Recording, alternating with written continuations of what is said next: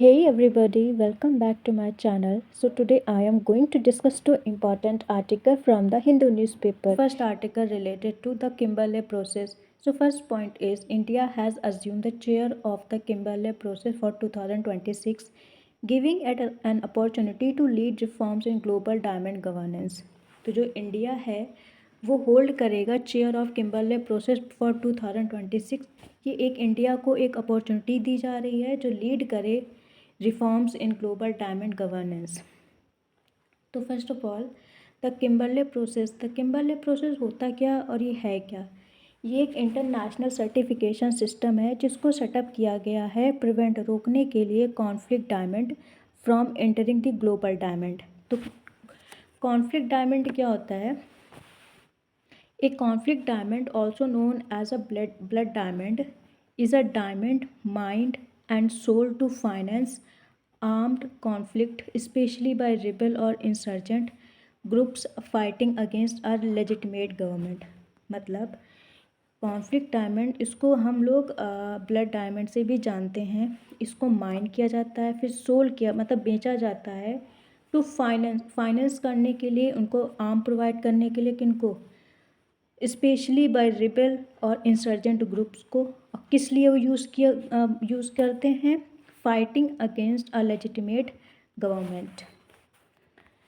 So the Kimberley process क्या है, ये एक मैंने बताया ना इंटरनेशनल सर्टिफिकेशन सिस्टम है to prevent conflict diamond from entering the global diamond trade. ये फर्स्ट लॉन्च हुआ था इन 2003 में।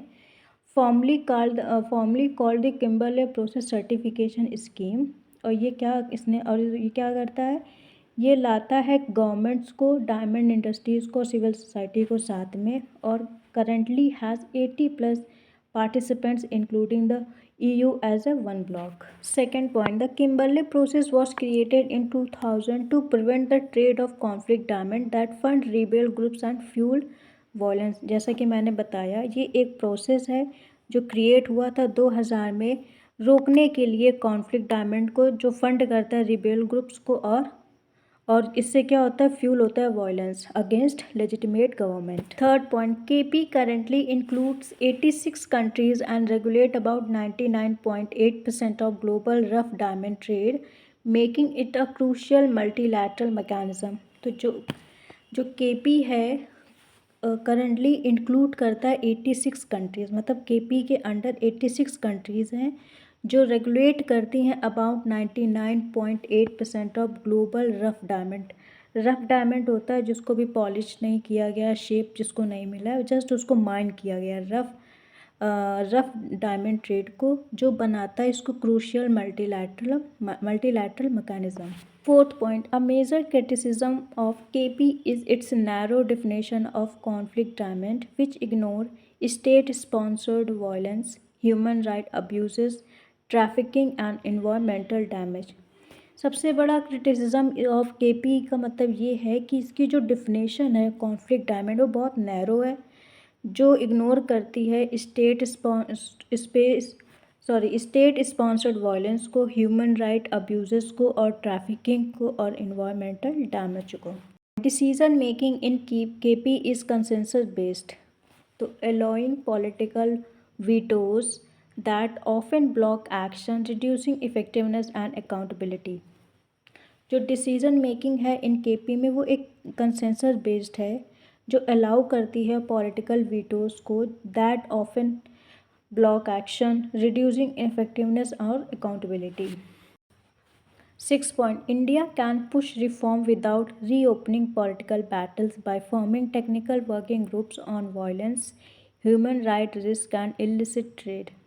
इंडिया पुश कर सकता है reform without reopening political battles को, बाय फॉर्म कर सकता है टेक्निकल वर्किंग ग्रुप को ऑन वायलेंस पर, ह्यूमन राइट रिस्क और इलिसिट ट्रेड में। 7 point, technology reform such as blockchain based certification can increase transparency, reduce fraud and modernise KP operation. 7 point ये बोल रहा है टेक्नोलॉजी रिफॉर्म अगर हम करेंगे तो इस जैसे such as blockchain based certification, इससे क्या होगा, जो हमारी ट्रांसपेरेंसी है वो इंक्रीज़ होगी, फ्रॉड को रिड्यूस किया जा सकता है और मॉडर्नाइज कर सकते हैं केपी ऑपरेशंस को। 8 point India should focus on Africa, aligning KP with sustainable development goals to ensure diamond revenue support local livelihoods, infrastructure, health and education. तो इंडिया को फोकस करना चाहिए on Africa, aligning with KP. KP में जो आप जो business करते हैं वो सस्टेनेबल डेवलपमेंट गोल्स पर बेस्ड होनी चाहिए। इंश्योर करे डायमंड रेवेन्यू सपोर्ट को और लोकल लाइवलीहुड्स को, इंफ्रास्ट्रक्चर और हेल्थ और education. An article related to type 2 diabetes. First point is HbA1c is widely use to diagnose and monitor type 2 diabetes, but its accuracy can be distorted in certain population. मतलब although HbA1c is a common and reliable test for diagnosing diabetes and checking long-term blood sugar control, it does not give correct result for everyone.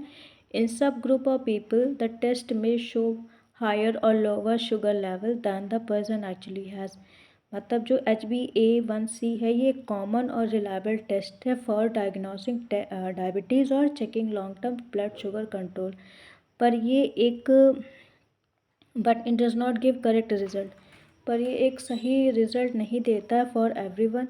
In some group of people the test में show higher और lower sugar level than the person actually has. Second point, anemia and the other blood disorder like sickle cell disease, thalassemia or G6PD deficiency can alter HbA1c readings leading to misleading result। जैसे anaemia हो गया और other blood disorder जैसे sickle cell disease हो गई, thalassaemia हो गया, ये अल्टर कर सकते हैं मतलब चेंज कर सकते हैं HbA1c की रीडिंग को, जिससे हम लीड करेंगे मिसलीडिंग रिजल्ट, मतलब रिजल्ट जो होगा वो सही नहीं आएगा। Third point, these conditions are highly prevalent in South Asia, especially India, making sole reliance on HbA1c problematic। ये कंडीशन है, ये हाईली मतलब बहुत ज़्यादा प्रिवलेंट है, स्प्रेड है, फैली हुई है। कहाँ? साउथ एशिया हो गया और स्पेशली हमारे महान भारत में, जो केवल एक सोल रिलायंस है और मतलब हम लोग डायबिटीज़ को चेक करने के लिए केवल एक सोल रिलायंस है on HbA1c, which is very problematic.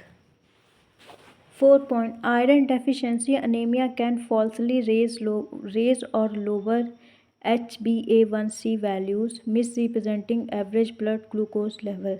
जो आयरन डेफिशिएंसी अनेमिया होती है ये फॉल्सली रेज कर सकती है और लोअर कर सकती है HbA1c की वैल्यूज़ को, जो मिस रिप्रेजेंट करेगी एवरेज ब्लड ग्लूकोज लेवल को। 5 point, poor standardization of HbA1c testing method further complicates interpretation in real clinical setting में। जो पुअर स्टैंडर्डाइजेशन है ऑफ HbA1c टेस्टिंग मेथड का, वो फर्दर मतलब वो और ज़्यादा कॉम्प्लिकेट बनाती है interpretation in real clinical testing में। Point, exclusive dependence on HbA1c can delay diabetes diagnosis in some cases by up to 4 years, particularly in patients with undetected blood disorder।